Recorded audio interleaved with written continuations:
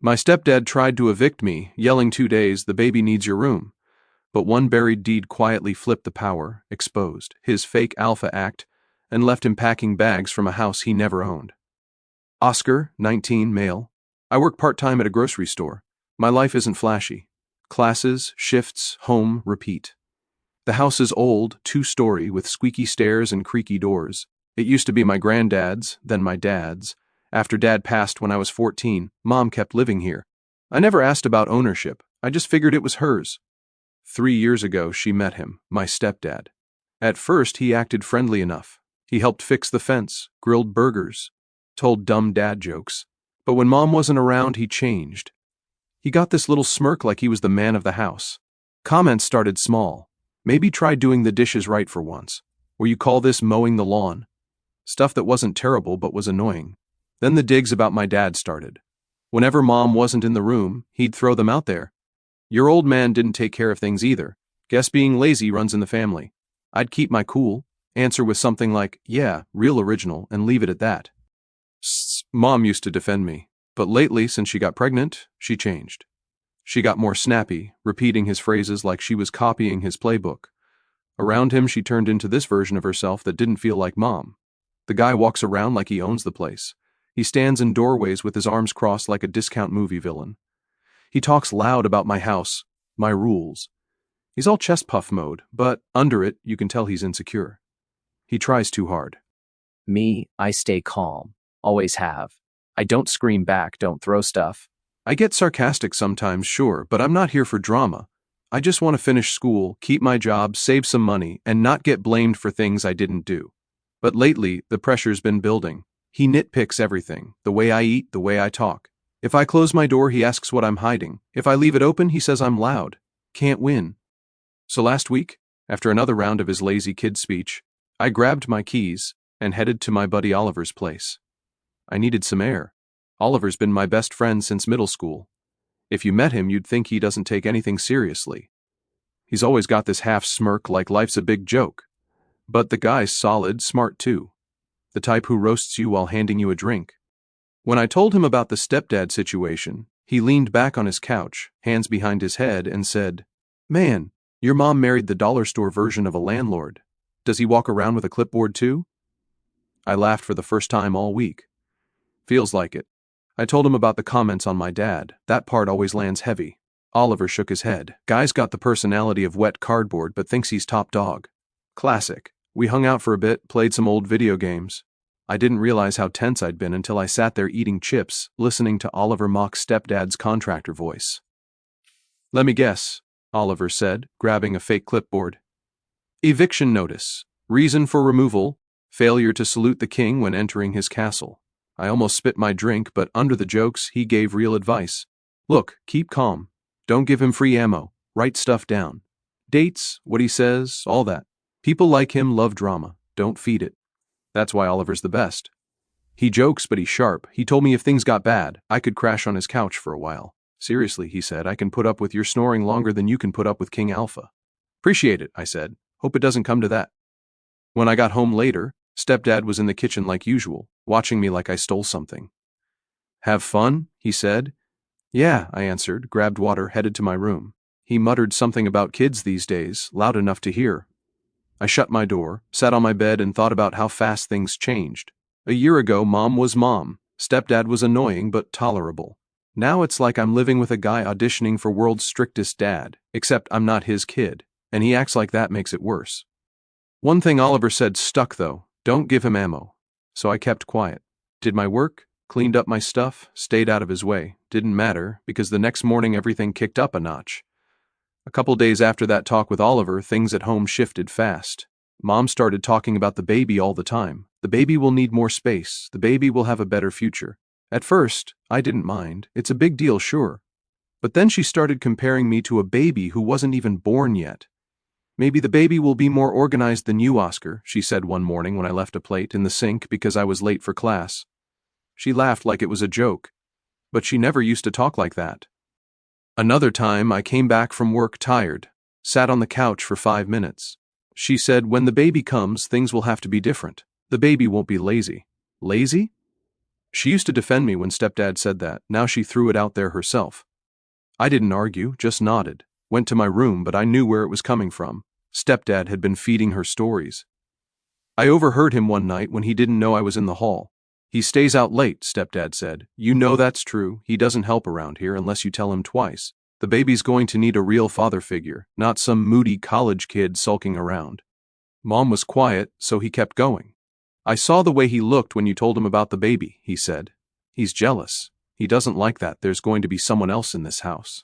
I wouldn't be surprised if he tried to cause problems after it's born. That one hit hard. Jealous? Cause problems? I barely talk as it is. Next morning, Mom told me, you need to be careful about your attitude around the baby. Your stepdad thinks you might be jealous. I almost laughed. Jealous of a baby? Seriously? She gave me this look like she wasn't sure what to believe. That bothered me more than anything. The guy had been here 3 years. I've been here my whole life, but she was starting to listen to him like he knew me better than she did. Later that night, Stepdad cornered me in the kitchen while Mom was upstairs. You need to get serious about your life, Oscar, he said, arms crossed like always. This isn't your little clubhouse anymore. When the baby comes, we don't need drama. We don't need some angry kid making things harder. I kept my voice level. I go to school. I work. What drama? He said, 2 days ago, you disappeared all night. I was at Oliver's. You can ask him. Sure, he said like he didn't believe me. Look, you've had it easy here. Time to grow up. Maybe find your own place. There it was. First time he said it straight out. I didn't answer, just stared at him until he walked off. Later I went back to Oliver's. Needed to vent. He was in the garage working on his beat-up car, music playing. The king giving speeches again? He asked, wiping his hands. They're getting worse, I said. I told him about the jealousy thing, the comments about the baby, how Mom was starting to repeat them. Oliver leaned against the car, grinning. So let me get this straight. He moves into your house. It's Mom's house, I said automatically. Sure, he said, waving that off. He moves in, knocks up your mom, starts running his mouth about you being jealous of an unborn baby, and now he wants you gone. Pretty much. Oliver laughed. Man, this guy's writing his own villain story. He better hope there's no plot twist coming. I didn't laugh back. I think they're serious. I might actually need your couch. He nodded like he expected that. It's there, no questions asked. But if he tries to throw you out in 2 days or whatever, that's not even legal. Yeah, but I can't afford rent somewhere else either way, I said. Then don't panic yet, Oliver said. Wait to see what cards they're playing. People like him overplay their hand, always. He was right about one thing. Stepdad was pushing hard. 2 nights later, Mom sat with me in the living room. She looked uncomfortable, like she didn't want to say what she was about to say. Your stepdad thinks it's time you get your own place, she said finally. You're 19 now. We need space for the baby. He told you that or you think that? I asked. She paused just long enough for me to know the answer. It's for the best, Oscar. The baby will need its own room. The baby's not even here yet. She sighed. Don't make this harder. We'll help you find somewhere cheap.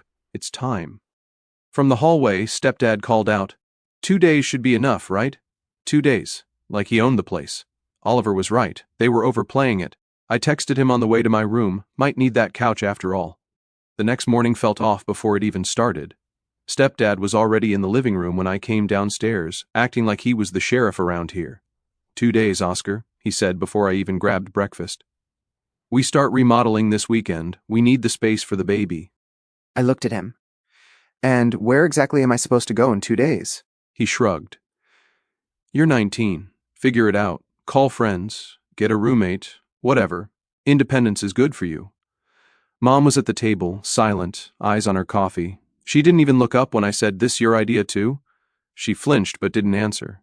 That's what I thought, I said. I went to work like normal, but my head wasn't on the job. Bagged groceries, smiled at customers, but the whole time that clock in my head was ticking down. 2 days? 2 days or what? He tossed my stuff on the lawn, changed the locks. After work, I stopped by Oliver's again. He was in the driveway washing his car with music blasting. You look like someone told you the world's ending, he said. 2 days, I said. He's serious. Oliver shut off the hose. Okay, let's break this down. 1, he doesn't own the house, right? It's Mom's, I said automatically. You sure about that? I hesitated. Well, yeah, I guess so. Dad never talked about it much before he passed. Mom stayed here, so I just figured it was hers. Oliver raised an eyebrow. What? Nothing. he said, grinning like he was already writing insults for Stepdad in his head. So what's the plan? My couch is open, but if he tries anything illegal, we hit back. Like what? Like finding out exactly what rights you have before you pack a single box. It made sense, but I didn't even know where to start. When I got home, Stepdad was in full contractor mode, talking to some contractor on the phone about demo day. I texted my aunt that night, Dad's sister. We don't talk a ton, but she's solid, always straight with me. I told her about the 2-day deadline, how Mom was siding with Stepdad, how they were planning to tear the place up like I didn't live here. She didn't text back right away. Then a message popped up. Call me, don't text. So I called. She listened while I explained everything. No interruptions, no big reactions, just quiet until I finished. Then she said, Oscar, do you have a key to the attic? That threw me. Yeah, why? There should be a file box up there, she said. Old paperwork, stuff your dad left. Find it before anyone starts knocking down walls. What's in it? I asked. You'll see, she said. Don't mention it to your mom yet, just look. That was it. No big speech, no hints, just told me to find the box. So later, when everyone was asleep, I grabbed a flashlight and went up there. The attic smelled like dust and wood. Took me 10 minutes to find the box buried under some blankets. Inside, manila folders, envelopes, old photos, a letter from Dad's lawyer with my name on it. The envelope said transfer of title, guardian until 18 in my dad's lawyer's handwriting. I didn't open it yet, just stared at the stack like it was about to change something. Next morning, Stepdad was back at it, talking to some contractor on the phone about demo day. I texted my aunt, found the box. Now what? She replied, I'm coming over tomorrow. Don't agree to anything until then. I didn't tell Mom. Didn't tell Oliver yet either. Just went to work. Kept my head down. Tried to act normal while Stepdad strutted around calling the place his house. At dinner, Mom kept scooping mashed potatoes onto a plate she said would be for the baby someday, lining things up like the kid was about to crawl in any second. She smiled at the empty high-chair catalog sitting on the counter, then at Stepdad like they shared some secret plan. I watched her rearrange the table for the third time, sliding my plate closer to the edge while clearing space in the corner, like she was already making room for a crib there too. Stepdad leaned back in his chair, arms wide, grinning at her like a man who'd already won. He tapped the table twice with his knuckles and nodded toward my side of the room. Smirk never moving. Mom set down her fork, pushed aside the mail that had been stacked near my elbow, and started folding napkins, stacking them neatly where my stuff had been, like she was erasing me 1 inch at a time. I didn't say anything, just set my fork down, leaned back slow, and kept my eyes on them. Stepdad set his jaw, eyes daring me to argue until I looked right at him and smiled once, small, sharp, and went back to eating without a word. He stopped tapping the table after that. After dinner, I went to Oliver's and told him about the box, how my aunt wanted to come over. Think it's bad news, he asked. No idea, I said, but she sounded serious. Oliver smirked. Man, if it's a will or something and that house is yours, I'm going to need front row seats when you tell Mr. Alpha who thinks he's the leader. Shook my head. It's probably nothing, but part of me wasn't so sure anymore. The next day, my aunt texted, be there at noon. Don't let them start anything until I arrive. So I didn't. And when noon came, she showed up with a folder under her arm, eyes sharp like she already knew this was about to get messy. Aunt Lisa showed up right on time. Noon sharp, black coat, folder under her arm, the look of someone who already smelled smoke before seeing the fire. I met her at the door. She didn't hug, didn't smile much, just nodded once and walked straight in like she owned the place more than Stepdad ever did. Mom was in the kitchen rearranging baby stuff she bought too early. Bottles still in their packaging, tiny socks lined up on the counter.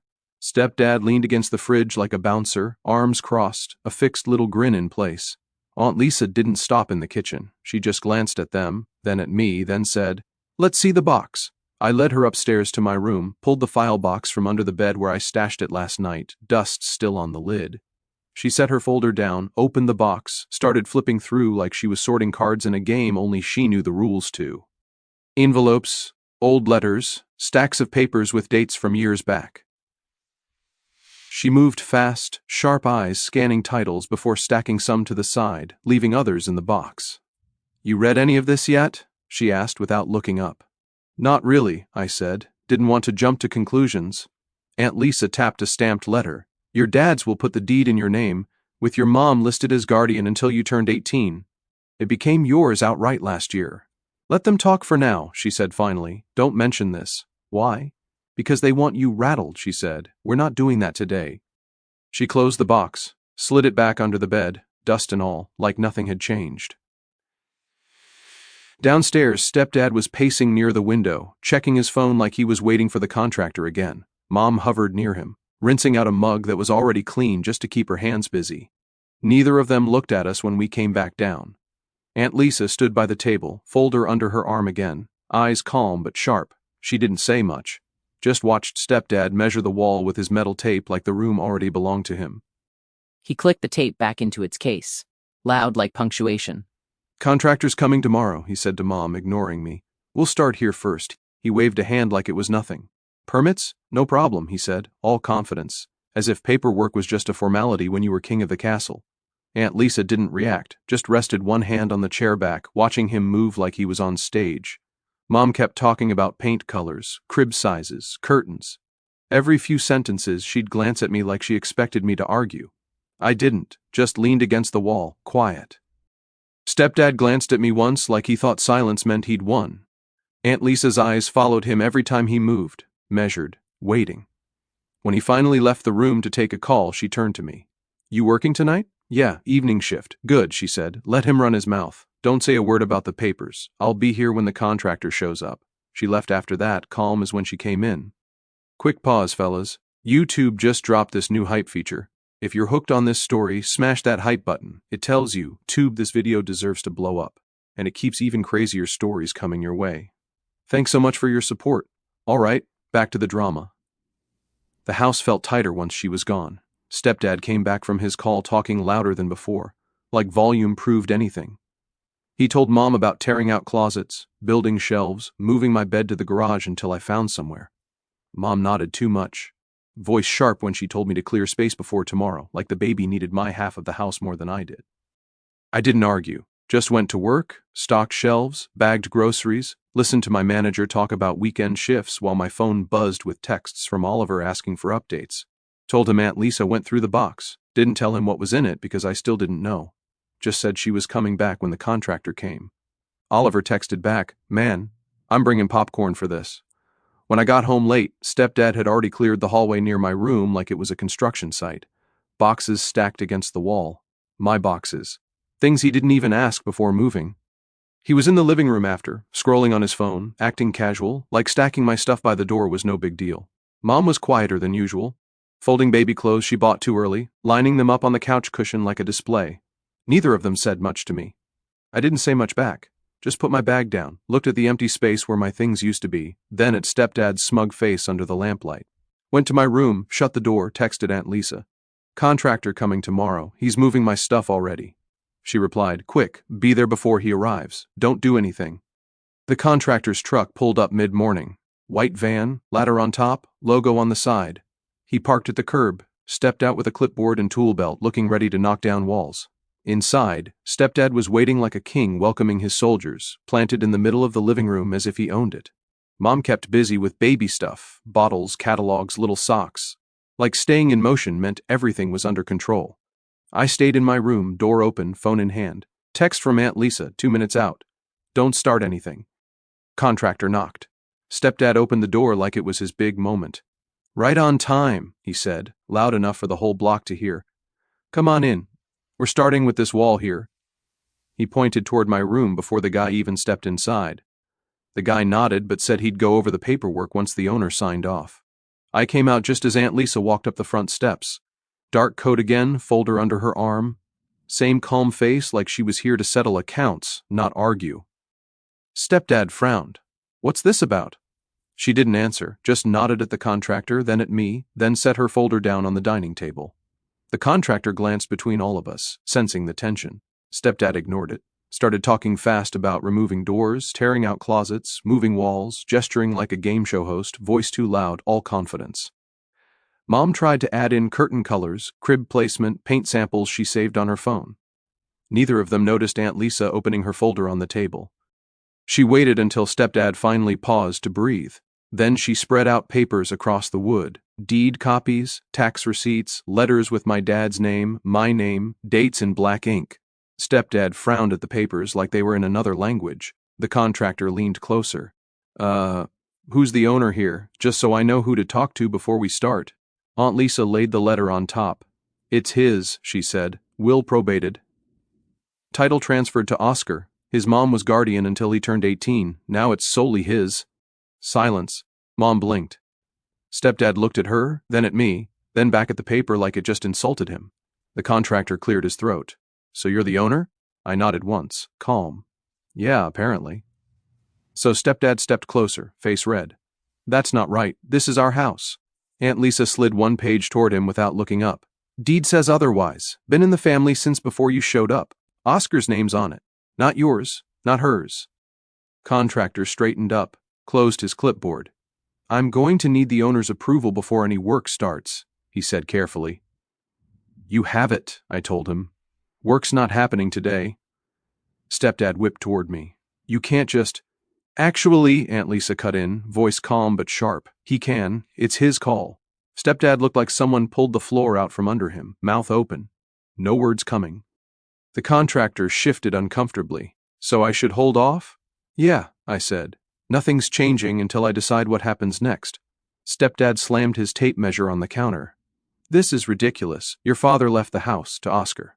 Aunt Lisa finished, cutting him off because he knew exactly what kind of circus would show up otherwise. That landed like a hammer. When Mom sank into the chair, staring at the papers like they were about to bite her, there was a flicker on her face. Not just shock, but something else. Like a weight shifted off her shoulders for half a second before she hit it. Stepdad stood frozen for a second, then gripped the back of a chair hard enough to make it squeak, muttering about lawyers and fairness. I leaned against the wall, arms crossed, calm as ever. 2 days, huh? I said quietly. He froze. Oliver would have loved that moment. Stepdad turned, jabbing a finger toward the table. You think this changes anything? You think you can tell me what to do in my own? He stopped himself. Couldn't even finish the sentence now. Aunt Lisa stacked the papers neatly, sliding them back into her folder. Contractor's leaving. You can take this up with a lawyer if you want, but I promise you'll lose. Contractor was already backing toward the door, clearly wanting no part of this. Just call me if the owner decides to go ahead, he said quickly before slipping outside. Mom finally spoke, voice shaky. Oscar, why didn't you tell me about this? I didn't know until 2 days ago, I said. Found the papers where Dad left them. She didn't answer. Just sat there, hands in her lap, staring at the floor. Stepdad slammed a cabinet door, pacing faster now. Couldn't look at me. Couldn't look at Aunt Lisa. I stayed where I was, calm, steady, letting him burn himself out. He stopped, finally, pointed at me like he needed the last word. This isn't over. Correct, Aunt Lisa said before I could answer. Because now there are rules, and they start today. Stepdad stared at her, then at Mom, then back at me like he was trying to find some ground to stand on. There wasn't any. He grabbed his keys, muttered something about needing air, and slammed the door on his way out. The house went quiet except for the papers rustling as Aunt Lisa put them back in her folder, calm as ever. Stepdad came back 2 hours later, like he owned the block. Door slammed, keys hit the table, sunglasses still on inside. His voice filled the house before he even crossed the living room. All right, he barked, pacing, arms spread like he was giving a speech. We're done playing games. Contractor's on standby. Baby needs a room. Oscar needs to pack his things. 2 days was generous. I leaned against the wall. Generous? You tried to evict the guy who actually owns the place. He shot me a glare. On paper, maybe, but this is our home. We make the decisions here. I raised an eyebrow. Do we? Because last I checked, only one name's on the deed. Hint, not yours. His jaw clenched, but he acted like he still held the upper hand. You think owning some old house makes you a man? You're just a spoiled kid playing landlord. Mom sat at the table, silent, eyes moving between us. She hadn't said much since the papers came out. Not defending me. Not defending him either. Just tight shoulders and a frown, like something was finally cracking inside. He pointed at her like he was collecting backup. Tell him he's out of line. She didn't answer, just looked down at her coffee. That bothered him. He slammed his hand on the table. Tell him! Mom jumped but stayed quiet. I spoke instead. No one's out of line. But since you brought it up, let's settle this right now. I pushed off the wall, kept my voice calm. Here are the options. 1, you leave the house. 2, Mom and the baby stay if she wants, but only without you. 3, if she wants to stay with you, you both leave. Those are the terms. Stepdad froze, then laughed like I told the funniest joke on earth. You're out of your damn mind, he said, voice climbing. You don't tell me where I can live. I'm the man of this house. Man of the house, I repeated slowly like I was testing the words. Yeah, not really working out for you. That set him off. He stalked around the room, restless hands tightening on the back of a chair as he yelled about how I was ungrateful. Mom kept watching, hands tight around her mug, breathing heavier now. You think you can embarrass me in my own home? He shouted, pointing right in my face. I've been building a family here while you sulk in your room like a little boy. I stayed calm. Yeah. Nothing says family like kicking your wife's kid out with 2 days' notice. Don't twist this. His voice cracked on the word twist. Mom flinched but still didn't speak. He turned on her next. And you're just going to sit there? Let him talk to me like this, after everything I've done for you? Something in her eyes shifted then. Not big, not sudden, just colder. You mean after the way you've controlled everything I do? She said quietly. He froze mid-pace. She stood up slowly. After you talked over me in my own house. After you poisoned me against my son so I'd think he was lazy, jealous, dangerous even. You fed me lies about him every day until I couldn't tell what was true anymore. His mouth opened, but nothing came out. She kept going, voice shaking but louder now. You moved in and treated me like a prisoner, like I was just here to nod along while you barked orders. I let you turn me against my own kid because I didn't want to believe I married a man this cruel. Cruel? He yelled, voice cracking again. You call providing for you cruel? You call wanting respect cruel? I'm the only real man in this house. I smirked. A lot of real men screaming about respect in houses they don't own. He spun on me, red-faced, veins showing on his neck. You shut your mouth. Mom stepped between us before he got closer. No, she snapped at him. You shut yours. Pack your things and get out. He blinked like she slapped him. What? You heard me, she said, steady now. This is over. The control, the lies, all of it. You want to act like a king? Go find another castle. He looked between us wild-eyed, breathing fast. You'll regret this, he stammered. Both of you. You can't just throw me out like I'm nothing. You did that to yourself, she said. His voice went high, panicked now, throwing out insults about me, about my dad, about her being ungrateful. It was loud, ugly, desperate. She didn't back down this time. Pack your things, I added, and since Mom's revoking your permission to stay, you don't have any right to be here. He stood there shaking, trying to come up with something big to say, something that would make him the alpha again. Nothing came. So he grabbed a duffel bag, stuffed clothes in hard and sloppy, muttering under his breath about lawyers and respect and real men. I leaned against the doorway. Careful, I said. Wouldn't want to pull a muscle packing all that ego. He shot me a look that could kill, then stormed out with his bags, slammed the door so hard the frame rattled, and sped off like a teenager after curfew. Mom sat back down slowly like her legs barely worked, and let out a breath that sounded 3 years late. A few nights later, the house felt different, quiet in a way it hadn't been since he moved in. Mom stayed at the table a long time that night, staring at the empty spot where he used to stand giving orders. She didn't say much, just kept folding and refolding the same dish towel like she was trying to figure out what came next. I didn't get emotional, didn't tell her it was okay or any of that. You know he turned you against me, right? I said finally. She looked up, surprised. All those things you said, I continued, lazy, jealous, dangerous even. You believed him without ever asking me. Made me feel like I didn't even belong in my own house. She didn't argue, didn't deny it, just nodded slowly, like the words landed heavier than she expected. I didn't want to see it, she said after a moment, but the first due now I didn't say anything. I wanted to believe he was helping, she said one night, but he was just controlling everything, even me. For once, she didn't defend herself. She just sighed and said, I'm sorry for all the things I believed about you. I nodded once and left it at that. No long speeches, no hugging it out. Just facts. The next few days were about cleaning up the wreckage he left behind. His stuff was gone except for a few random things in the garage. Mom boxed them up and told me to leave them by the door. I went back to classes, caught up on assignments, picked up some extra shifts at work. The house stayed calm. Then about a week later, Stepdad showed up. I was at a table outside campus, laptop open, finishing an essay. Oliver sat across from me, sunglasses on, arms behind his head like he owned the place. Stepdad's car rolled up to the curb fast like he was arriving for a showdown. He climbed out. Same puffed-up chest, same fake walk. I didn't move, just closed my laptop and waited. He marched over, pointing at me before he even stopped walking. You think you won? He said loud enough for people nearby to stare. You embarrassed me. You turned your mother against me. You think this is over? Oliver smirked. Here comes the halftime speech. Stepdad ignored him, eyes locked on me. You're nothing without me. You live in that house because of me. I held up a hand. Stop. That house was mine before you ever showed up. He blinked like he still couldn't process that part. Oliver leaned forward, grinning. Crazy, right? All that alpha talk in a house you didn't even own. Stepdad spun toward him. Who the hell are you? Guy who offered Oscar a couch when you tried to evict him from his own property, Oliver said casually. Didn't need it, though. Plot twist and all. Stepdad's face turned red fast. This isn't funny. Little funny, Oliver said. Like reality show funny. I stood up then, slow, calm.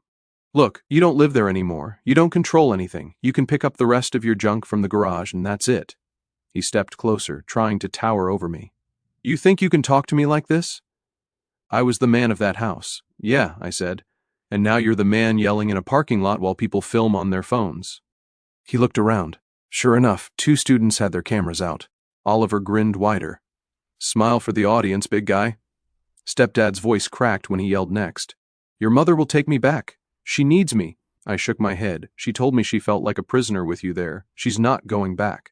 That landed hard. His mouth opened, closed, opened again like he couldn't find words big enough to fill the hole his ego just fell into. Oliver sipped his soda loudly. Tough crowd today, he said. Stepdad turned in a circle like he might yell at everyone watching, then locked back on me. You think you're better than me? Some college kid with a part-time job? I shrugged. Better tenant, apparently. Oliver snorted. Stepdad's face went through about 3 shades of red before he finally pointed at me like this was a courtroom. You'll regret this, both of you. I'll be back. I shook my head. No, you won't. Not unless you want the cops involved next time. That froze him for a second. He looked around again, saw the cameras still on him, then turned back toward his car. He muttered something about respect under his breath, slammed the door, and peeled off like he was running from a crime scene. Oliver watched the car disappear. Guy's one speech away from making motivational TikToks.